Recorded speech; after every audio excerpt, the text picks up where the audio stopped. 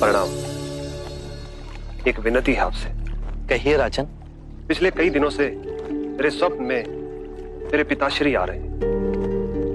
मैंने ब्राह्मणों से भी इसका अर्थ पूछा तो उनका कहना था कि तुम्हारे पिताश्री को शांति नहीं मिली, उनके लिए पूजा करनी होगी, यज्ञ संपन्न करना होगा। आप तो परम ज्ञान का स्वरूप है, तो विनती है आपसे कि पूजा विधि आप ही के हाथों से हो, जो मेरे पिताश्री तक पहुंचे, उन्हें मुक्ति मिले, जीवन मरण के इस चक्र से वो मोक्ष पाले। अवश्य राजन।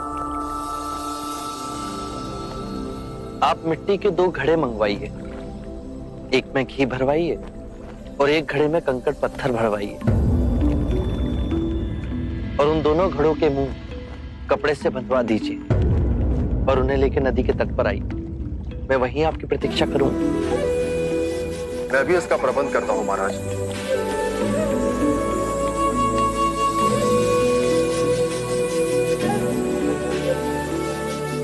महाराज, अब आप इन दोनों घड़ों को पानी में डाल दीजिए।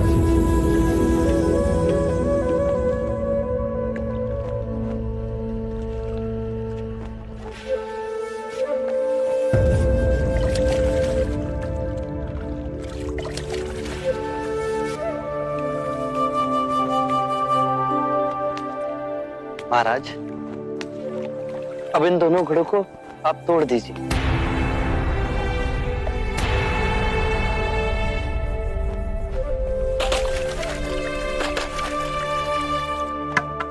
महाराज, अब आप ध्यान से देखिए कि ऊपर उठ पानी पर तैरने लगा।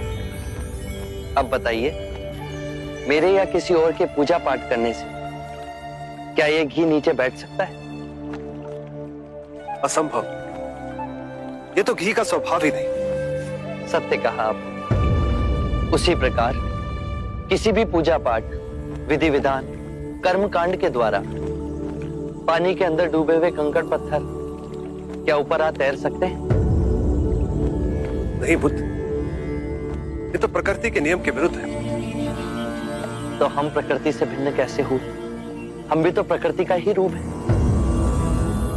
सत्य कहा बुद्ध। एक सत्य ये भी है राजन, यदि हमारे पूर्वजों ने अपने जीवन काल में कंकड़ पत्थर बोए, दुष्कर्म किए, तो वो स्वाभाविक ही कंकड़ पत्थर की तरह नीचे बैठ जाएंगे। और यदि उन्होंने अपने जीवन काल में सत्कर्म किए तो स्वाभाविक ही घी की तरह ऊपर आ तैरने लगेंगे। जो बोएंगे वही काटेंगे। परंतु इस शरीर रूपी जीवन काल में ही नहीं, अपितु इस शरीर रूपी जीवन काल के पश्चात वाली यात्रा में भी हम जैसे कर्म करेंगे वैसा ही फल मिलेगा। अब बताइए, इस प्रकृति के नियम को कोई पूजा पाठ, कर्म कांड, विधि विधान, यज्ञ हवन मिटा सकता है? राजन, मैं भी इसको नहीं बदल सकता। केवल अच्छे कर्म ही मनुष्य की मुक्ति का द्वार खोलेंगे। एक ऐसी तलवार है आपके हाथ में जो एक क्षण में सारे झूठ काट केवल ज्ञान को प्रकाशित करती है।